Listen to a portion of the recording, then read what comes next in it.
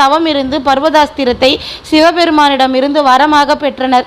அஸ்வத்தாமன் தன் தந்தையான துரோணரிடம் இருந்து மந்திரத்தை கற்று பழகி பர்வதாஸ்திரத்தை வசப்படுத்தி கொண்டான். மகாபாரத யுத்தத்தில் அர்ஜுனன் கௌரவர்கள் படையின் மீது இந்த அஸ்திரத்தை செலுத்தி கௌரவர்கள் தரப்பில் அதிக சேதாரத்தை ஏற்படுத்தினான். அஸ்வத்தாமன் மகாபாரத போரின் இறுதி நாட்களில் பாண்டவர்கள் படையின் மீது பர்வதாஸ்திரத்தை செலுத்தி பாண்டவர்கள் படையை பெருமளவில் அழித்துவிட்டான். அடுத்ததாக அஞ்சலிகா அஸ்திரம். இது இந்திரனின் சக்தியால் உருவான அஸ்திரம்.